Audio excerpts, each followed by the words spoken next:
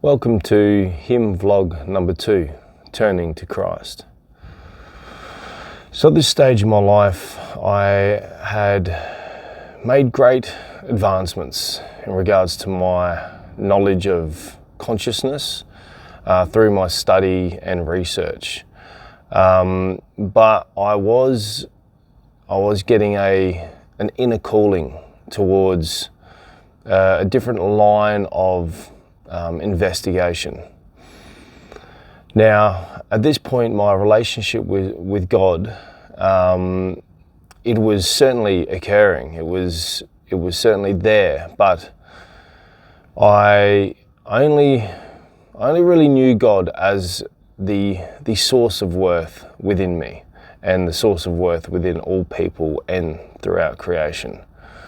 But I hadn't explored deeply into the personhood of who God is. So I had an understanding of what God is, but not who God is.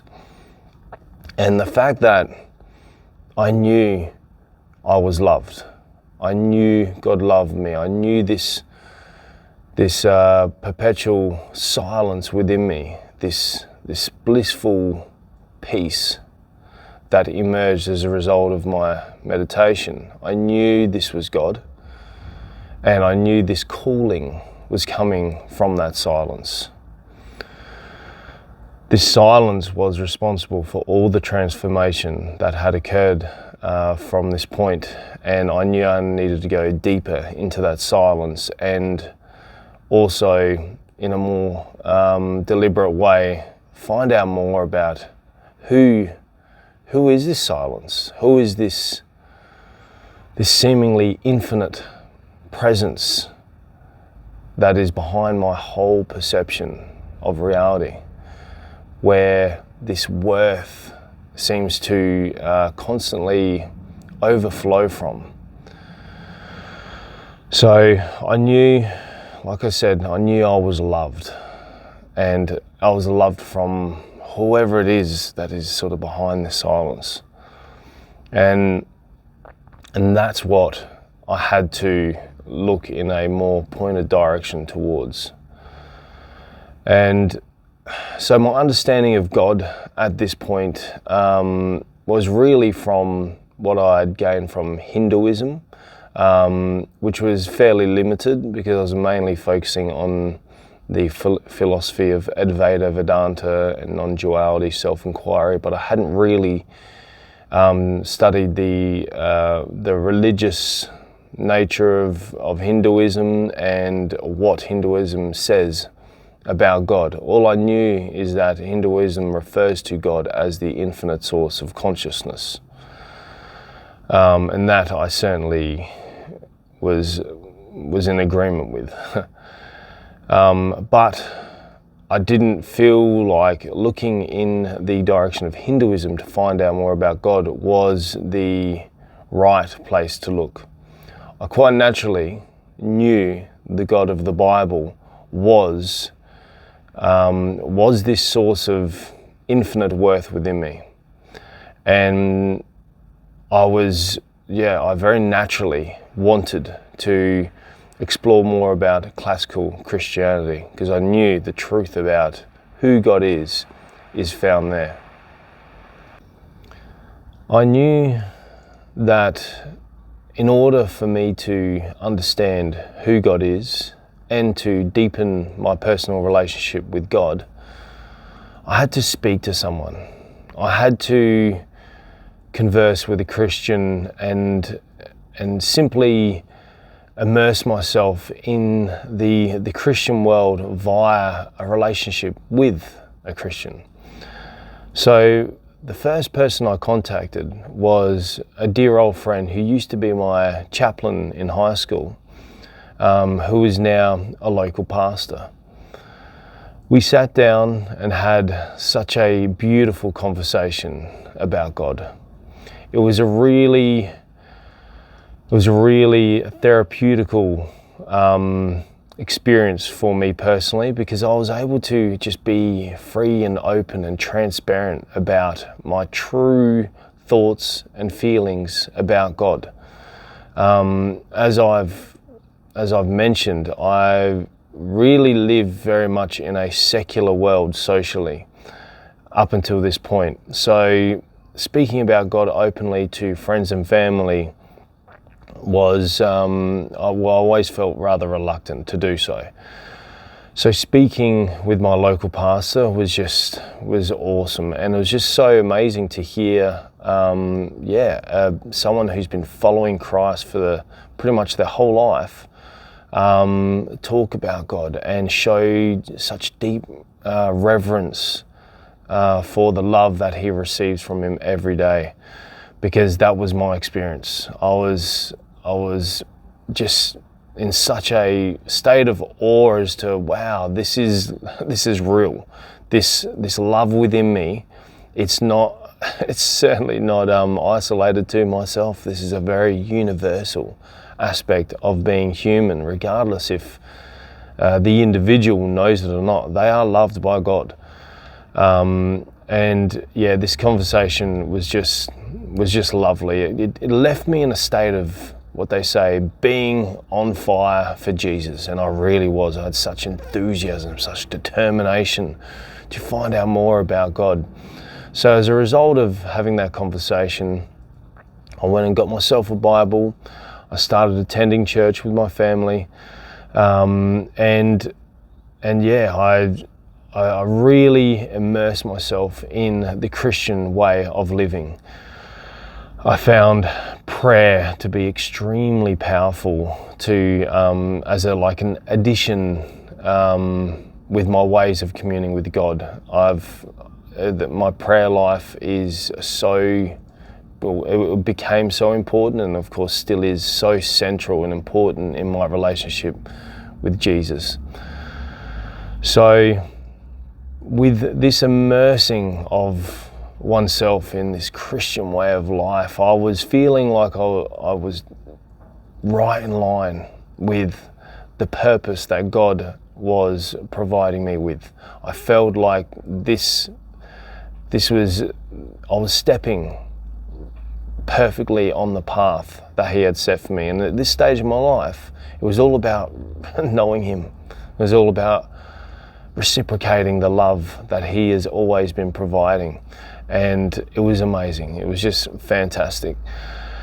I found the Bible to just be so enlightening. Everything I was reading, from the Old Testament to the New Testament, everything was clicking and making sense. And especially the big underlying messages that the Bible is all about. There were some particulars, of course, I needed clarification with, but that's very normal, and I was able to see clarification from people that I had friends with in the church and through my pastor. So I was supported by this whole Christian community as well. It was about a year into following Christ explicitly that I started to reflect back on the meditative moment I had, which left me in a state of mental silence. And I just had this realization that I was like, wow, it was my moment where I was reborn. I didn't realize it at the time, but that was my reborn moment, where the Holy Spirit came upon me, and this silence within me that indeed was God's Spirit. This reflection that I had, this was pivotal in my transformation of identity as a follower of Christ, because it really wasn't until this moment that I truly felt like a man of God. Up until this point, I had been heading in the right direction and following his prompts. But when I realized that I had actually been reborn by the Holy Spirit 3 years ago, and it had taken me 3 years to fully understand what had happened, the result was I am now a genuine follower of Christ. This was a deeply significant moment. It's where sort of everything just clicked, everything fell into place, and I knew with much more clarity who I was and why I was here. So coincidentally, only a couple of weeks after that moment, I received an email from a neurologist in Turkey who is a head editor of a journal called Neurophilosophy.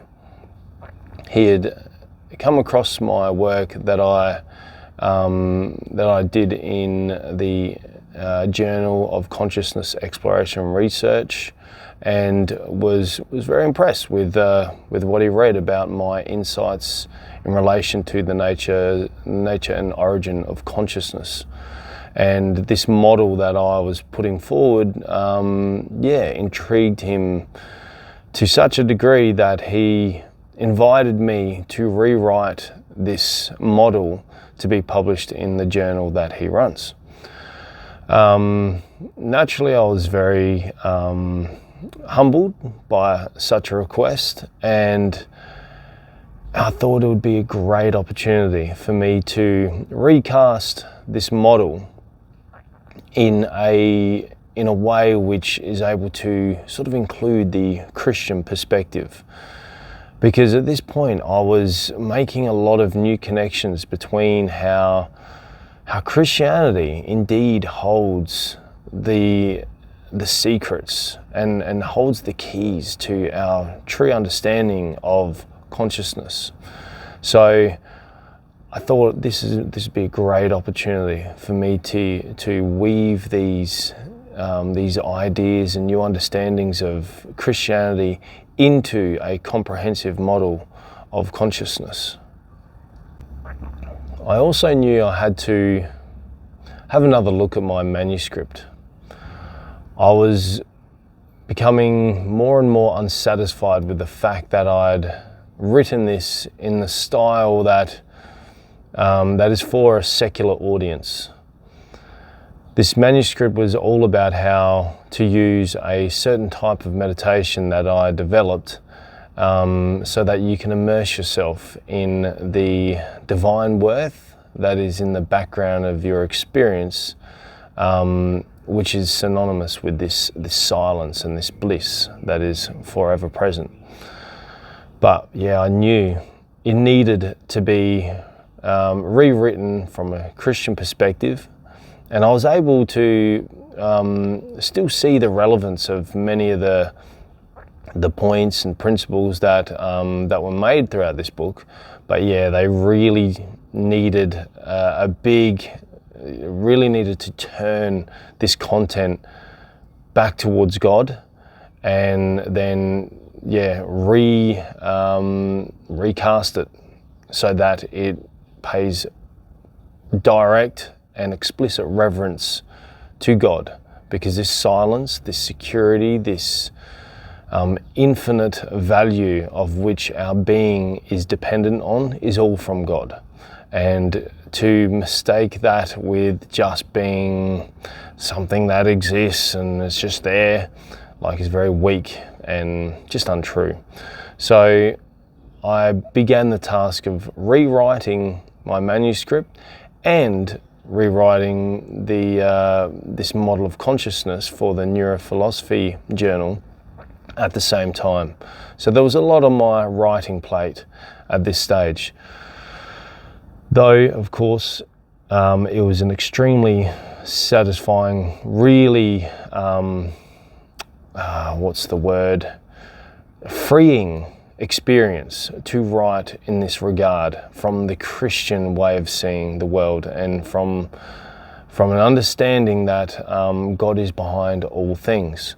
It allowed me to make further interconnections between science, theology, and philosophy in regards to how we can understand the nature and origin of consciousness.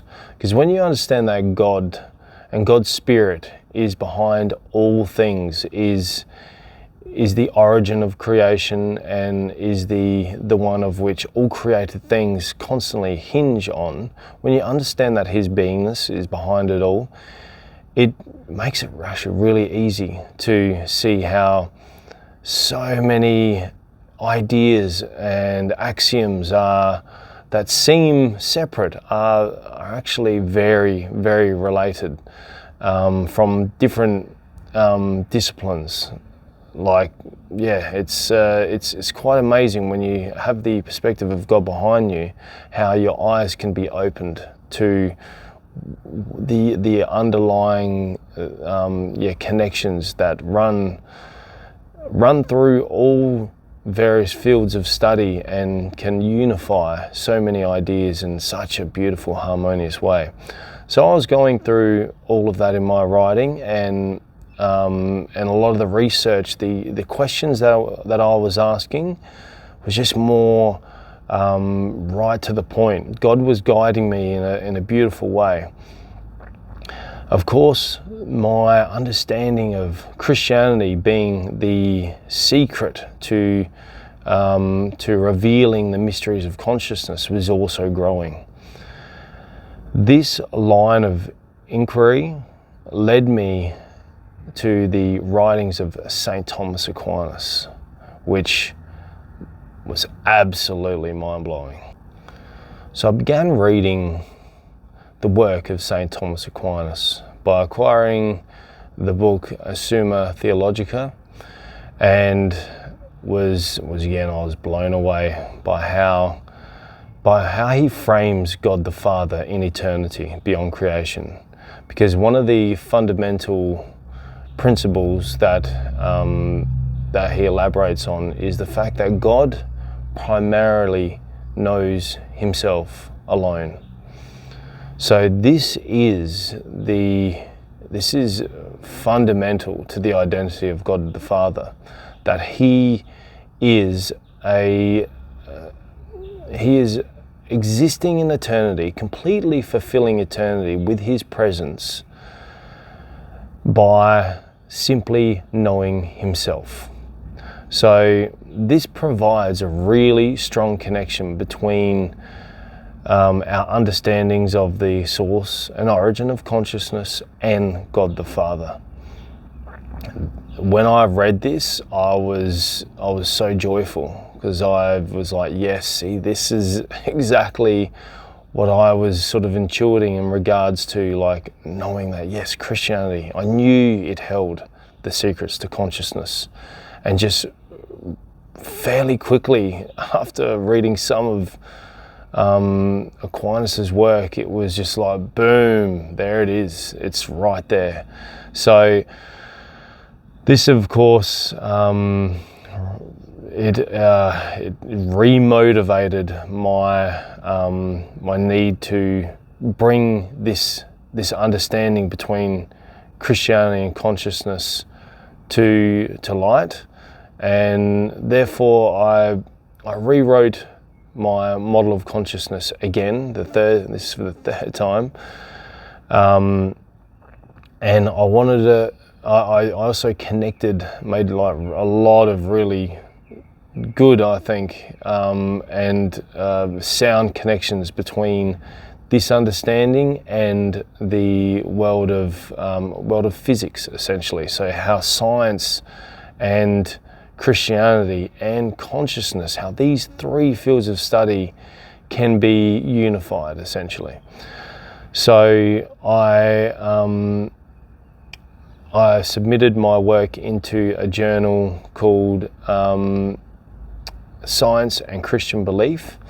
This is a very tough journal to get published in, and I was successful. So I was really chuffed, extremely humbled by them accepting my submission, and personally, it's my greatest writing achievement.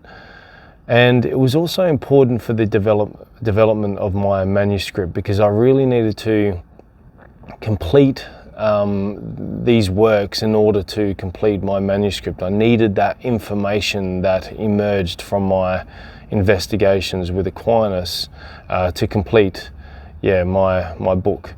So I was just really grateful that we have like this religion of Christianity that has such depth of knowledge. It's incredible. Like I've still only scratched the surface of the immense body of knowledge and wisdom that the Christian faith beholds. So I was really in a state of contentment about all of this. It was only last year when I got that final paper published, and it felt like a culmination in my work of published papers, where, like I said, now I could really just solidly focus on finishing my book. So about 6 months later, I was able to finish the writing of my book, and it's called Hymn Meditation, or Holy Infinite Memory Meditation, and the subtitle is revealing your purpose and worth through the remembrance of the Holy Spirit within. I'm now at a point where I'm ready. I'm ready to teach this contents. I'm ready to let it out into the minds of those who love God, who are Christian and just want to commune with God, just want to sit in His presence, because that's what this book is all about. It's about learning how to meditate in a fairly unique fashion. This is a fairly the practice or the methodology behind this this form of meditation is unique and original. And like I've said in a previous vlog, it's all about just adding to the ways in which you already commune with God, adding to those classical traditional ways. So it's like another tool in your tool belt to use, utilize, and to just add to your ways in which you can just be with God, relate to God, reciprocate your love to God. So that's what this book is all about, and fundamentally it's about strengthening your relationship with the Lord. So the vlogs to come will be extending on a lot of the teachings found within my book, and I look forward to talking more about such things.